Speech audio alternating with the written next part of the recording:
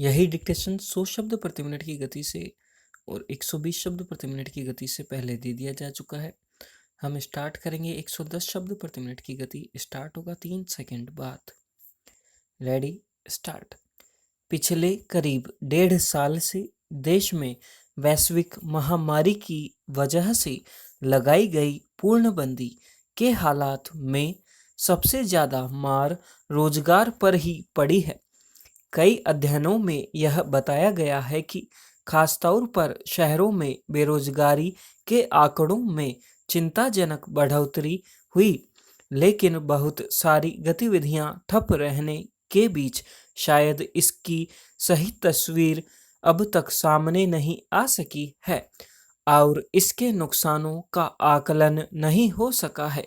इसी के मद्देनज़र संसद की एक समिति ने श्रम एवं रोजगार मंत्रालय से कहा है कि वह कोरोना विषाणु से उपजी महामारी और उससे पैदा हालात के बीच रोजगार के नुकसान की सही तस्वीर पेश करें।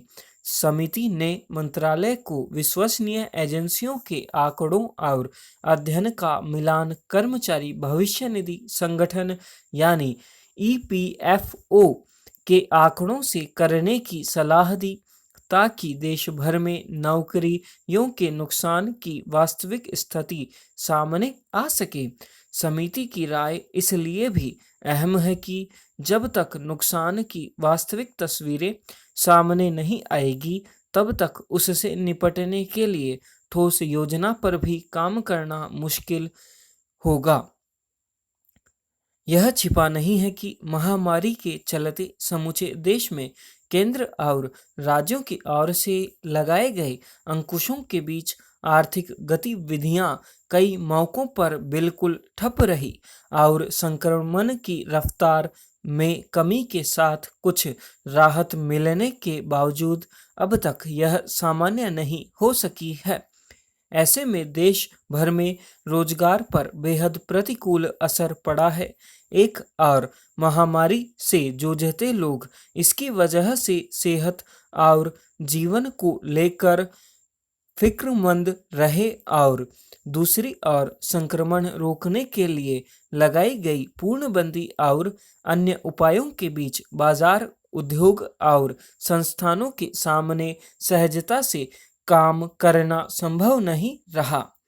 जिस क्षेत्र में इंटरनेट के जरिए कामकाज चल सकता है, उसमें तो घर से काम जैसे विकल्प अपनाए गए, लेकिन प्रत्यक्ष भागीदारी से चलने वाली गतिविधियां पूरी तरह ठप पड़ गई। इस क्रम में संगठित क्षेत्रों में भी कामकाज और रोजगार का संतुलन बुरी तरह बिगड़ा।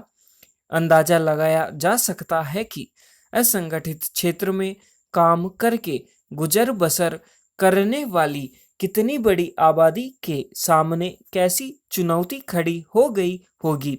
सच्चाई यह है कि बंदी में राहत के बावजूद अब भी आर्थिक गतिविधियां संभलने के क्रम में हैं, लेकिन तीसरी लहर की चेतावनियों के मद्देनजर फिर से बंदी की आशंका भी लगातार बनी हुई है। एक आकलन यह जरूर है कि असंगठित क्षेत्रों से बेरोजगार हुए बहुत सारे लोगों ने असंगठित क्षेत्रों में काम या फिर स्वरोजगार के नए विकल्प ढूंढे, लेकिन सवाल है कि अगर सभी क्षेत्रों में आर्थिक गतिविधियां अभी सीमित दायरे में ही कई चुनौतियों से जूझ रही है, तो यह विकल्प भी कितनी दूर का सहारा बन सकता है। यह जग जाहिर तथ्य है कि जब तक लोगों की आमदनी सामान्य रहती है, क्रय शक्ति मजबूत रहती है, तभी तक बाजार में खरीद बिक्री की गतिविधि भी सहज रहती है। मगर हालत यह है कि खरीदारी का स्तर केवल अनिवार्य वस्तुओं तक सिमट कर रह गया है और लोग जरूरतों को प्राथमिकता के आधार पर पूरा करने या टालने लगे हैं। ऐसा शायद इसलिए भी रहा है कि भविष्य के प्रति कोई निश्चितता नहीं है। संसार माध्यमों में लगातार महामारी की तीसरी लहर के डर की खबरें चल रही है और इस वजह से आम लोगों सहित बाजार की भी आर्थिक गतिविधियां भी सीमित जोखिम के आधार पर चल रही है। यह ध्यान रखने की जरूरत है कि अगर यही स्थिति बनी रही तो इससे बेरोजगारी की तस्वीर तो और बदतर होगी ही, इसका सीधा असर देश की अर्थव्यवस्था पर पड़ेगा। जम्मू कश्मीर में कई संगठन और संस्थाएं सीमा पार सक्रिय आतंकी संगठनों की शाखा के तौर पर काम करती रही है। जमात ए इस्लामी भी उन्हीं में से एक है। यह भारत में हिजबुल मुजाहिदीन के राजनीतिक मुखौटे की तरह काम करता रहा है।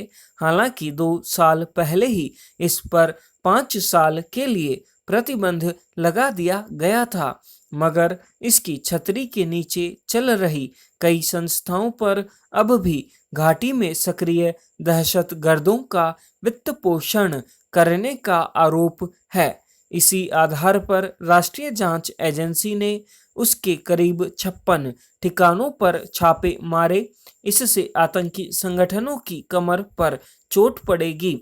आतंकी गतिविधियों को रोकने के लिए उनके वित्त पोषण पर अंकुश लगाना सबसे जरूरी कदम माना जाता है। हालांकि इस मामले में काफी सालों से कड़ाई की जा रही है। न सिर्फ बहुत सारे संदिग्ध संगठनों के खाते बंद कर दिए गए और बाहर से आने वाले धन पर लगातार नजर रखी जाने लगी, बल्कि हुर्रियत नेताओं और उनके समर्थक स्थानीय लोगों के खातों पर भी रोक लगा दी गई। इसका काफी असर हुआ। वित्तीय मदद रुक जाने से घाटी में सक्रिय कई संगठन खत्म हो गए। अलगाववादियों के युवाओं को बरगलाने पर लगाम लगी। तमाम कोशिशों के बावजूद अगर कुछ दहशतगर्द अब भी घाटी में अपनी साजिशों को अंजाम दे पा रहे हैं, तो जाहिर है कि उन्हें किसी न किसी रास्ते वित्तीय मदद मिल रही है। इन्हीं रास्तों को बंद करने की मंशा से राष्ट्रीय जांच एजेंसी ने जमात से संबंधित ठिकानों पर छापे मारे। छिपी बात नहीं है कि प्रतिबंध लगने के बाद आतंकी संगठन दूसरे नामों से अपनी गतिविधियां चलाने लगते हैं। मसलन जमात ने घाटी में दूसरे नामों से अनेक शैक्षणिक संस्थाएं भी खोल रखी है, जिनमें न सिर्फ आतंक का सबक सिखाया जाता है, बल्कि उनके जरिए दहशतगर्दों का वित्त पोषण करने की मदद भी की जाती है। फलाह ए आम ट्रस्ट पर ऐसी ही गतिविधियों में शामिल होने के आरोप रहे हैं, उस पर भी एनआईए ने दबिश डाली। इससे न सिर्फ आतंकियों के लिए पैसे आने का रास्ता बंद होगा, बल्कि स्थानीय लोगों पर भी असर पड़ेगा, जिनके बच्चे उसकी संस्थाओं में पढ़ते हैं। हालांकि घाटी के बहुत सारे लोग अब समझ चुके हैं कि अलगाववादी ताकतें उन्हें बरगलाती आई है और भारतीय सीमा से अलग होकर उनका मुस्तकबिल अंधेरे में ही रहेगा। खून खराबे को भी वे तरक्की के रास्ते का रोड़ा मानने लगे हैं, इसलिए उन्होंने आतंकियों को पनाह देना बंद कर दिया है। इसके अलावा भारत पाकिस्तान के बीच होने वाली तिजारत के सहारे उधर से बड़े पैमाने पर हथियार और गोला बारूद आते रहे हैं। अब उन रास्तों पर रोक लग गई है। इससे भी दहशतगर्दों को मिलने वाली मदद रुक गई है। सुरक्षा बलों की सघन तलाशी और निगरानी से घाटी में उनके ठिकाने काफी हद तक खत्म हो गए हैं। इन सब का असर घाटी के आतंकवाद पर दिखने भी लगा है। अगर वे कहीं बचे हुए हैं तो स्थानीय लोगों को डरा धमका कर अपने पक्ष में कर पाने की वजह से बचे हुए हैं, मगर उनकी इन कोशिशों को भी बेअसर कर दिया जाता है। स्थानीय लोग खुद अब पहले की तरह उनके साथ खड़े नजर नहीं आते। इसलिए आतंकियों की खींच बढ़ी है और वे स्थानीय लोगों को धमकाते और मारते देखे जाने लगे हैं। ऐसे में एनआईए के छापे आतंकवादियों की बची खुची ताकत को भी खत्म करने में बड़ा वार साबित होंगे। यह था 110 शब्द प्रति मिनट की गति से अभ्यास। आपने किया स्टेनोग्राफी के माध्यम से। वीडियो पसंद आया हो तो लाइक कर दीजिएगा, शेयर कर दीजिएगा और चैनल पर पहली बार आए हैं तो सब्सक्राइब कर दीजिएगा। करते रहिए कोशिश कुछ कर गुजरने की। मैं देवेश शर्मा मिलता हूँ नेक्स्ट डे नेक्स्ट डिक्टेशन के साथ में। तब तक के लिए जय हिंद, जय भारत।